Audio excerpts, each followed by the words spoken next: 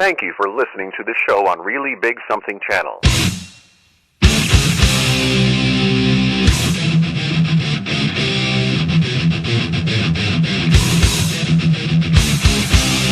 Warning: the Savage Nation contains adult language, adult content, psychological nudity. Listener discretion is advised.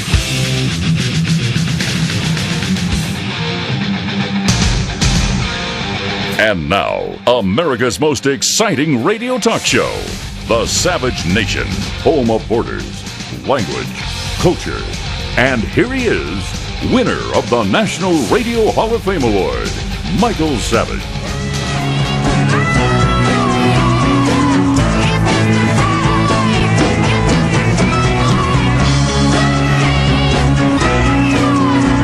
Give me shelter, everyone, because that's what I need.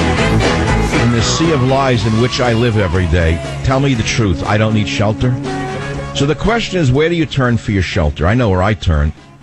We got fake news. We got fake studies. We got fake results.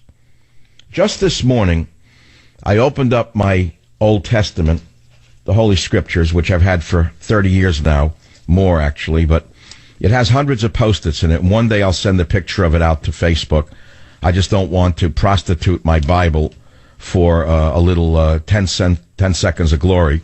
But I was looking through the first book of Moses, Genesis, where I had put Post-its. And I'm recording them for the God book, because I'm going to do what I'm going to do with this book, amongst other things I'm doing in the God book. And I was thinking, all right, this is what I'm doing. This is my payback. Then I get an article from the Washington Times full of fake news, fake study, fake results, saying that Hannity and Limbaugh motivated Christian voting bloc. And then they list people that I never heard of as motivating the Christians to have voted for Trump. Tony Perkins, Charles Krauthammer, who attacked Trump, is listed as one of the people who got Trump elected by these fools. Other media personalities who elected Trump include Megyn Kelly, 5%, Fox News pundit Eric Bolling, 4%, Glenn Beck, 3%, and Mike Savage, 3%. Now, how is that even possible? How could I be at the bottom of the list when I'm at the top of the list? I asked myself. You know, we keep hearing about fake news, fake studies, fake results, and now it's coming from the so-called spiritual community. If the spiritual community is filled with fakers and liars, where do we turn? Who did this study? Who would put people on this list for having elected Trump who attacked Trump? It makes no sense. So I looked up the organization, American Culture and Faith Institute staff. They're probably all nice people, but I don't know who they are. I have no idea why they would put out a false study like this. I have no idea why they would survey 3,000 adults to ascertain which pundit held the most sway among the constituency that they belonged to during the election, and they would list people who attacked Donald Trump as those who elected Donald Trump. This is insanity. And this is what I mean by give me shelter. You have to turn to rock and roll, astrology, God himself, vitamins, seagulls, poodles, exercise, garlic, in order to survive in this world of lies. You don't know which way to turn for the truth, do you? So here I am on the radio, and every day I have to get up and do the best job I can to tell you what I see is going on, in my own words, keep you listening, keep you entertained, educated, whatever you want to call it. And in the midst of it, you're reading fake news every day on fake websites based on fake studies and fake results. And so you say, well, how can you survive in a sea of deceit? Well, I've survived in a sea of deceit for 20-some odd years now, so why should I stop today? I have faith in God. And when I walk around during the day, all I can do is, when I get lost, all I do is I say to God, okay, thank you for giving me what I have. I'll do the best I can. That's all I can do. So I'm not here to complain and say that I'm better than the other guys, but the fact is that everybody knows that it was not Limbaugh, it was not Tony Perkins, it was not Megyn Kelly, it was not Eric Bolling who elected Donald Trump. It was Michael Savage. I had Donald Trump on this show regularly since 2011. I'd have to play the montage again. I don't know. Maybe I will, maybe I won't. But I'm going to continue with the show as I wanted to do it anyway, and here are the topics that I wanted to do today. We're going to continue talking about your Thanksgiving horror stories. because that was a very popular topic yesterday, in that it's something that everybody can relate to. We talked about that. What happened at your Thanksgiving dinner with family? I mean, let's be honest. Everybody had something happen with a crazy sister-in-law or a crazy brother who, was like a zoo. They call themselves liberals. And I asked you yesterday, did family feathers fly over Thanksgiving? Because the horoscope yesterday said you will get the chance to heal rifts and end feuds over the next few days. If family issues are causing problems now, well, now is the time to sit everyone down and discuss what has gone wrong and what needs to be done to make it right again. So I asked you, did you have a family dispute over Thanksgiving? And a lot of you called, and they were interesting calls. And a lot of it had to do with politics, the fighting. Then we talked about the Muslim from Somalia who drove on the sidewalk and hit students with his car and then tried to stab them to death, shot by a brave officer and killed, sent to hell where he belongs. And we looked into this one in great detail. He was brought in by Obama without any vetting whatsoever. There were no murders, thank God, but the attacks by this Muslim are owned by Obama. Obama is strictly the owner of these attacks because he didn't do his job. The head of the Department of Homeland Security should be arrested for malfeasance for this case. For the case of Faisal Muhammad, who stabbed 4 people at the University of California, Merced, last November. The head of Homeland Security should have been arrested and thrown in jail for having permitted Wasil Faruqi for trying to have beheaded a man in Roanoke, Virginia, not too long ago. The head of Homeland Security failed us again by not doing his job, and in September letting Dahir Adan, 22, who slashed 9 shoppers at the Crossroad Mall in St. Cloud, Minnesota, who was shot dead not by a DHS agent, but by a cop. One after the other, this administration has released these killers upon us. And so we're asking more questions today about the Muslim Somali dropped by the news because it was an inconvenient incident that made liberals very uncomfortable when they have to face the facts that they are responsible for these attacks that are going on a regular basis through their stupidity and through their liberalism, which is a mental disorder. I've encountered it my entire life. I can go way back and tell you how insane most liberals really are. If you did a survey, you'd find most of them are on medication, either legal or illegal. You look in the media and you look at the bigger the liberal, the bigger the medication list for most of them. I can name them, but I wouldn't do it because I'd get sued. But I happen to know for a fact that some of the biggest names in the media are outright drug addicts. And they push their liberalism as a way of overcompensating for their addictions. But do I have to spell it out for you? This is what the election was about, wasn't it? Didn't we vote against them? Didn't we go to the polls to try and get rid of these people? Didn't we go to the polls to say enough is enough about dumping these Muslims on us who are killing and maiming their way across America? I know that these words sound harsh because you've been brainwashed into thinking that anyone who dares stand up to the obvious about what is truly going on is the actual villain. But I am not the villain. I'm actually the savior. I'm the savior. Don't paint me as a villain. The villains are in the White House, the DHS, the FBI, the CIA. All of the services that would put there to protect us are failing us on a regular basis. They're the villains, not me. Trump was elected to stop this. We don't know if he will. We don't know if he even wants to. I'm going to say it again. I said what I said yesterday. I see a very dangerous movement within the Trump administration in these early days, moving him to the center left by the RNC. I saw it 2 weeks ago when he appointed Rinso Prebius. I'm sure Rinso is a nice man. I'm sure he's got a nice wife and nice children. I'm sure he's loved by all. But Rinso is a front man for the Boehner-McConnell wing of the Republican Party, in my distinct opinion. I didn't say my humble opinion because I don't have a humble opinion. I'm a talk show host. We don't have humble opinions. We have distinct opinions.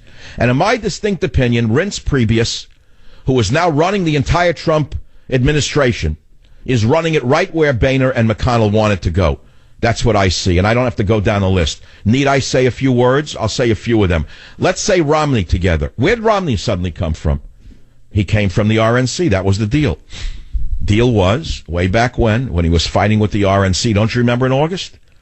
The RNC threatened to pull back their support for Donald Trump. They worked out a deal, in my estimation.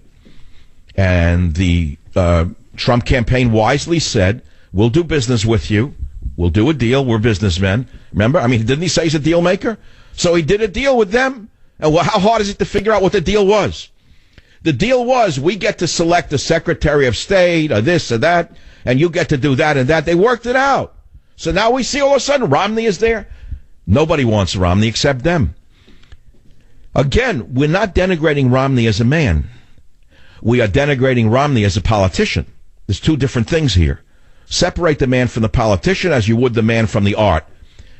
There are many artists out there whose art I love, whose politics I despise.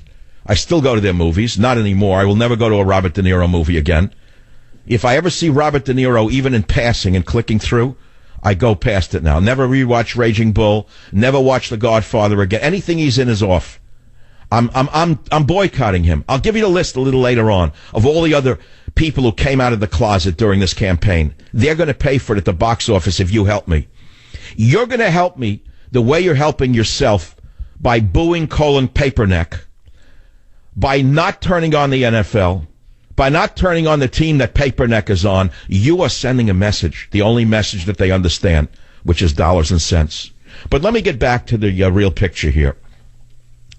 The real picture is the story of the fake news, the fake studies, and the fake results that are coming out. So the Washington Times runs an article, Hannity and Limbaugh motivated Christian voting bloc, says an unknown institute run by unknown people. And they put them at the top of the list for having elected Trump. And then they go down the list, and I'm at the bottom. And there's people I never heard of who are above me. I never heard of them. I don't even know why they're on the list. Megyn Kelly, they list as one of the most important people to have motivated Christians. I mean, if that doesn't tell you that they're full of you-know-what will tell you that? They tell you that Charles Krankenheimer, who put down Trump steadily, resonated with the Christians and got them to vote? How does that make sense to you? It doesn't. It's all a lie. Fake news. That's the number one story. I'm not asking you to call about it. But then I go into the Ohio attack and the fake news again, where they sweep under the rug the fact that A, he was a Muslim, B, he was an immigrant, and the real hero is a white man who shot him dead within a minute of arriving on the scene. This young guy was only on the campus police force for a year, and he had the wherewithal to shoot this animal dead on the spot before he can kill another student or cut him to death with a knife. That man should be in the White House. Not the garbage that Obama had in the White House last week, the garbage he brought in to the Presidential Medal of Freedom. The garbage he brought in there. I couldn't believe what I was looking at. The dregs of Hollywood in the sports industry. Again, polluting the White House by making the medal have no meaning whatsoever. He should have brought in the cops who have stood up to these bums for the last 8 years. But anyway, all right. He does what he wants to do. He's the Fidel Castro of the United States of America. Let me tell you something. If Obama had another 8 years, this would be Cuba. The country would be Cuba. You'd be fighting over a salami in the butcher store. You'd be playing dominoes in this country. You wouldn't even have a television set in your house unless it ran sports. So hopefully that'll all be over soon.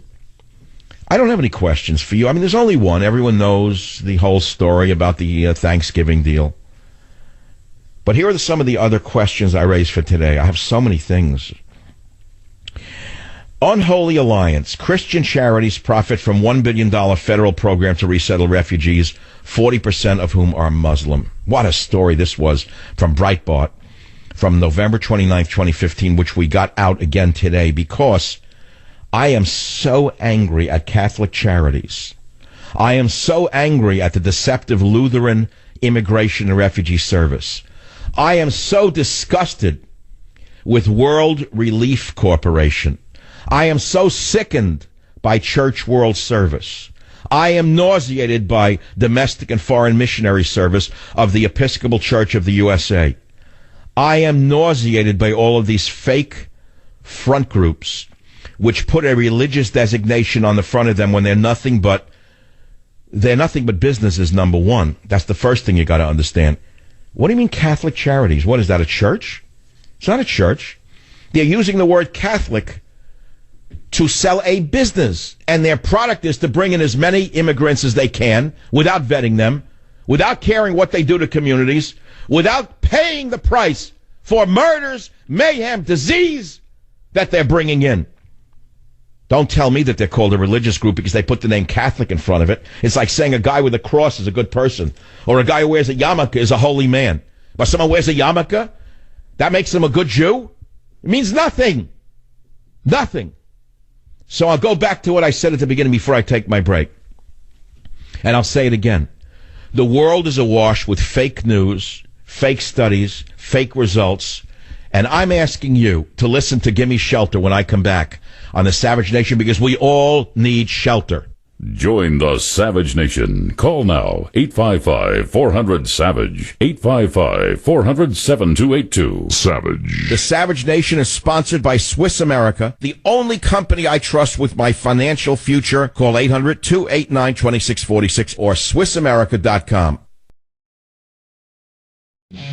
You're listening to Michael Savage. Coming up at 3, it's Mark Levin on Talk Radio 560 KSFO.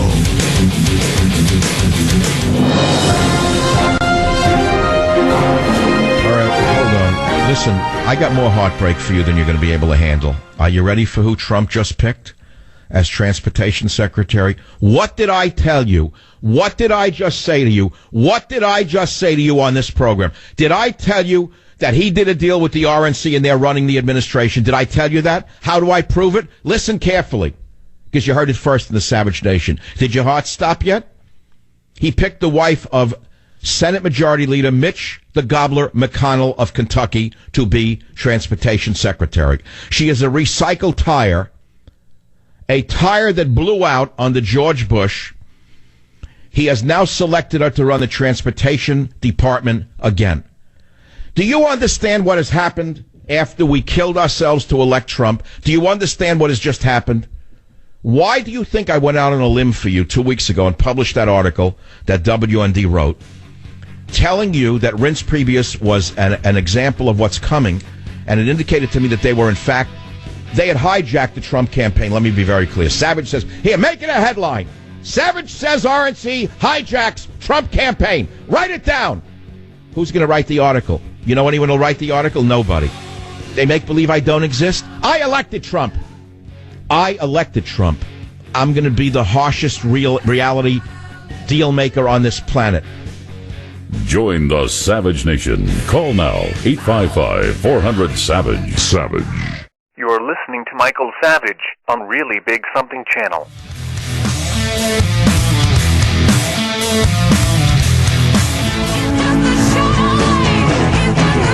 Drain the swamp. Drain the swamp. Rinso is going to drain the swamp. Rinso is the swamp. McConnell is the swamp. Are you kidding me? What has to happen for you to understand what I'm saying to you? I'm talking to my audience as though you're in the room with me. Let me explain what just happened. Donald Trump just picked Mitch McConnell's wife to be Transportation Secretary. Now, there's nothing wrong with her as a human being. Just because she's been on the board of directors for Bloomberg Philanthropies, run by former New York City Mayor Bloomberg, doesn't mean anything is wrong with it. I mean, what's wrong with the fact that he picked someone who was on the Bloomberg Philanthropies organization, run by former New York City midget Mayor Michael Bloomberg, the soda man, a man who was a frustrated seltzer man, Mayor Bloomberg. He never saw a cup of soda he didn't hate. But Bloomberg is a liberal, a Republican liberal, and she worked for him. Now she's Transportation Secretary, having last worked for George W. Bush. You say, well, what's wrong with that? You're telling me it doesn't look like nepotism to you? That she is the wife of Senate Majority Leader Mitch the Gobbler McConnell of Kentucky? So what this goes to is the bigger picture I've been trying to tell you. Look, if you love Republicans and you love the RNC, you're not upset over any of this. I understand that. See, if you are an apparatchik of the Republican Party, if you're one of these goody two-shoes women, if you're one of these women who like to be invited to these, it's fine, you're probably all nice people. But you are exactly the reason we tried to vote in an outsider. We didn't like business as usual. We didn't like the deal-making. We didn't like the lobbyists running the country. And so many of the people who voted for Trump were not going to vote at all. But because of shows like mine, the one you're listening to, I asked Eddie to go out and vote. You know who Eddie is, don't you?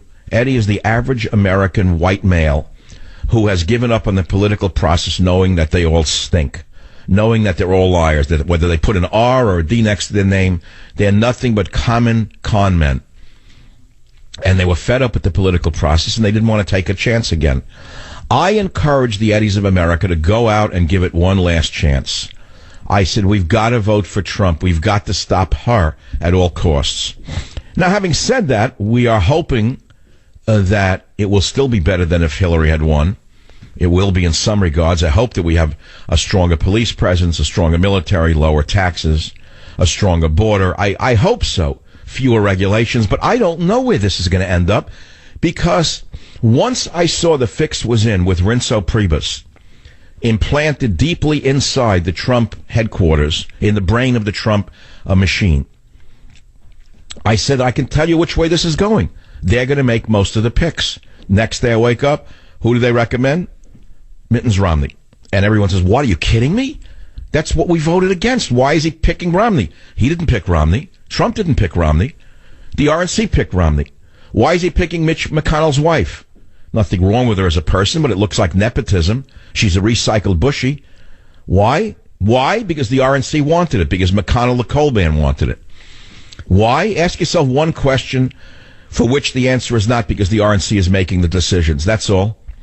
So maybe you're frustrated with me now more than with the choices. You probably have a degree of there's probably a degree of truth in that, because when you are the advanced guard of anything, people tend to resent you.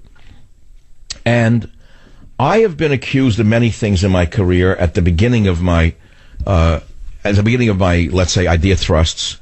People don't like what they're hearing, and then they say, well, you know, you were right, blah, blah, blah, and then listen to you, turn out to be right. You were just ahead of everyone, and I didn't know it at the time. So I'll be right again. You'll see. Give it a month or two. You'll see I was 100% right. The RNC is now shaping the future of America. The very same gangster criminals who we voted against, the drunks, the chiselers, the bag men, they're running the country again. They've gotten control of the Trump campaign. I don't know how he let this happen, but I pretty much can guess it because I'm also a fiction writer. Yes, I'll say it again. I'll say it again and again and again. In addition to fiction I've written that you've never read, which you may never read, experimental fiction, poetic fiction, may never see the light of day, I have 3 commercial novels. One is Abuse of Power, Time for War, Countdown to Mecca. They were all New York Times bestsellers in the last few years. And so, therefore, as a fiction writer, I have a vivid imagination. So, as a fiction writer, if I would be asked by anyone to sit down and write out how this happened, that the Republicans are now running America again, even though we just voted them out, the answer is simple. Trump was in trouble last July or August, or actually it was in March, I believe. They said they were not going to support him. They wouldn't give him money. They wouldn't back him. They'd throw him out. The next thing we knew, they were all friends. And Rinso Priebus was seen going in and out of Trump Tower. They were best of friends. So I said, all right, I know what's coming. The way I write the story in a fictional version is the power structure, which is the Republican Party and the Democrat Party. They are the power structure. They're the establishment. They made a deal with this maverick, with this outsider, with this businessman. And he said, I'll continue to hammer them with the lightning bolts that they want to hear. I'll have idiots in the radio and television business continue to get them to vote. And then once we win, we'll do what we want. You can run the show. I mean, that's what it looks like to me. It doesn't look pretty good, too good to me. Oh, I know, there goes the inaugural ball. I guess I won't dust off the old tuxedo. Oh, gosh, there goes the state dinner with Putin. Yeah, right. Listen, I've been an outsider so long that it's starting to feel like the inside to me. Let me put it to you that way. I've been outside for so long that it is starting to look like the inside to me. Because when you're only loans, there's a star up in the heavens that you use for guidance, right? If you're a navigator, if you're a sailor or a hiker, you got to go by a certain star or stars as your guide. And when you're out there all alone in the wilderness, and then but you know your stars, you're really never frightened because you know which way you're going. So I'm not frightened by what I'm saying. Many of you are frightened by what I'm saying because you're afraid that you were duped and lied to. You're starting to fear that you were lied to. I can't tell you what's coming tomorrow. I can only tell you what just came today. And what just came today is not very nice. Not very good. Not very encouraging. It does not look good for the agenda that we voted for. It's exactly a repeat of what happened in 2012. I wrote a book called Stop the Coming Civil War just before the election. I begged you to hold your noses. I remember to this day, I get the tapes. You know, it was trickle-up poverty. I don't remember. I've written a lot of books. I write about one a year because I don't stop working. I'm working on 2 books right now. The God book and another book, a secret book, which I can't tell you about. I had to work out a deal with the publisher to get the God book published. I had to do another book. But the other book is so good, your heart will stop when it comes out in late February, early March. It has something to do with what I'm talking about today. Your heart will stop when you see it. You'll say, oh my God, how did he do this? So anyway, the point is I'm always working because otherwise there's no life. Unless you're doing something, what are you doing? I mean, you're a vegetable. Like my mother would say when I wouldn't want to get up and go to school as a kid in New York. I'd say, Mom, I'm tired, I want to sleep. She says, you'll have plenty of time to sleep when you're dead. I mean, that was a cynical statement to a kid, but she was right. When you think about it, that enabled me to get up, brush the teeth, get on the Q44A, in the slush, go to a boring, horrendously overheated classroom and hear about geometry, is because I realized at least you're alive. Anyway, the point is, I can see what's coming. The handwriting is on the wall. And I feel very bad for you out there. Because what happened back when I told you to vote in 2012, I got up on this radio, the very same microphone that I'm using right now, and I said to you, look, we know the Republicans are corrupt no-goodniks. We know that they're not much different than the Democrats. We understand that it's a one-party system playing 2-card Monte. I said that to you. But I said it's the only chance we have. We can't let the Dems win.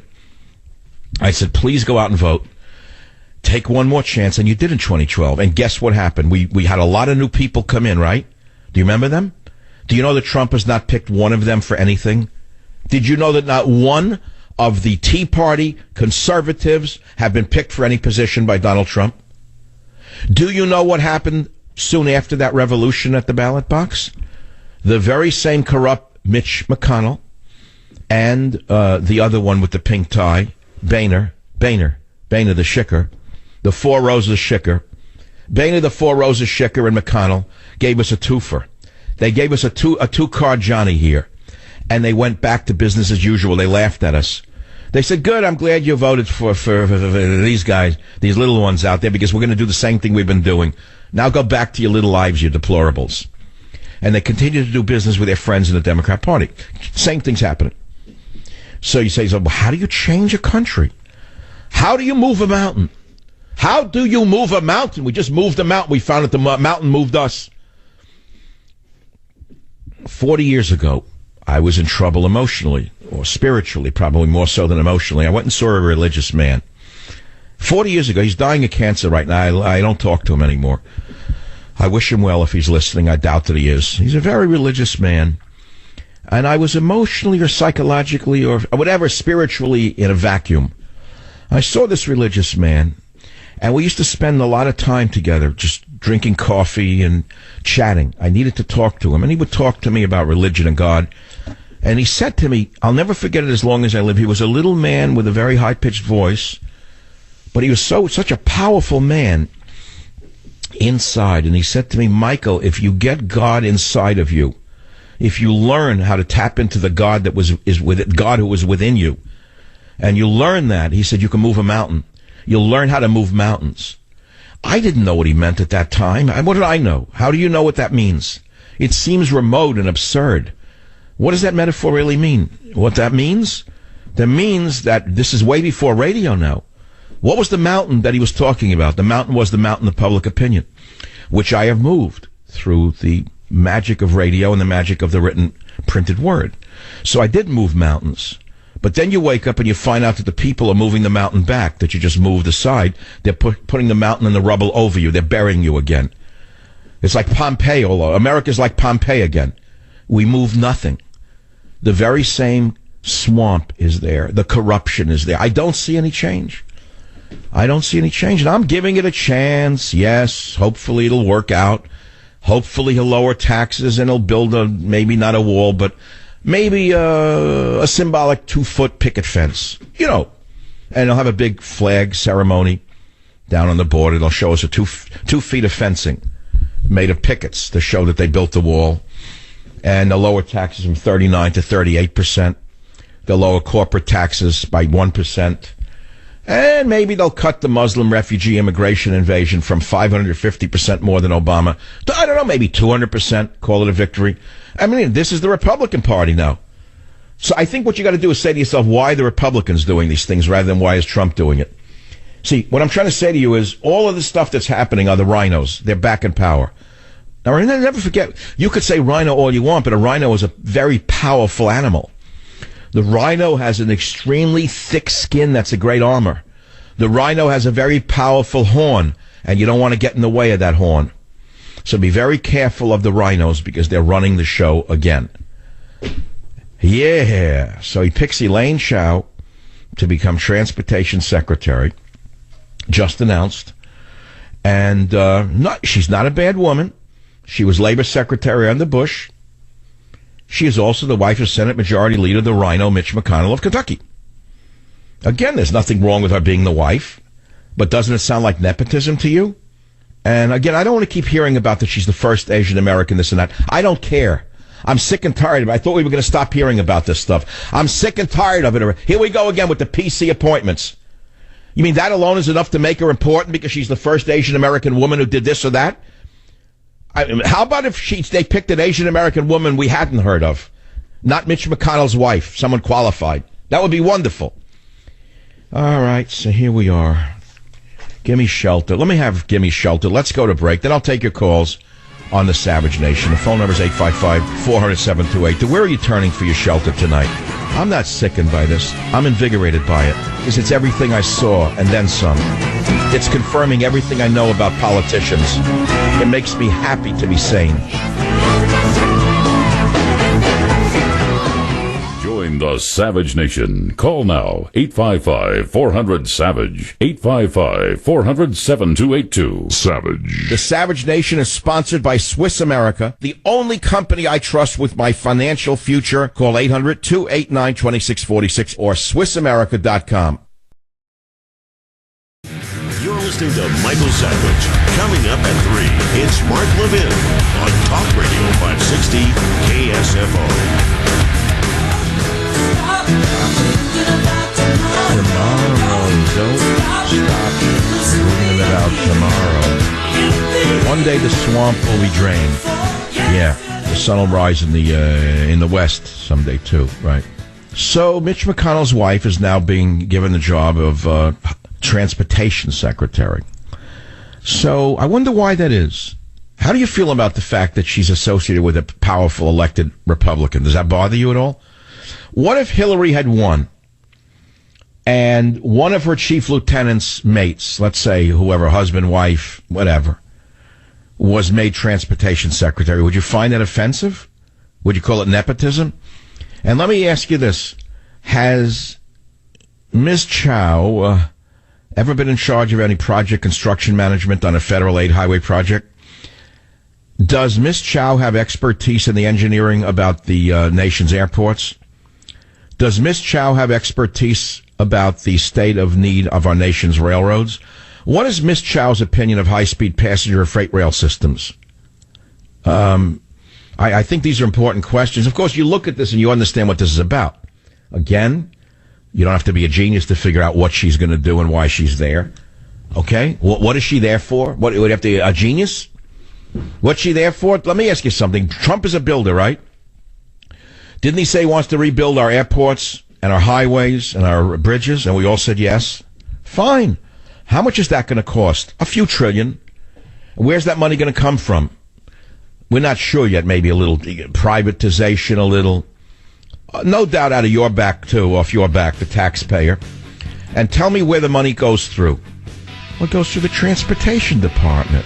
I mean, just watch the movies. What, do you have to be a genius to figure out what this is about? The money goes through the hands there, and it'll get skimmed off a little bit. You know, a few $100 million here and a few $100 million there adds up. in consulting fees. This is how government works. Money is the mother's milk of politics. That's all. Join the Savage Nation. Call now, 855-400-SAVAGE, 855-400-7282. Savage.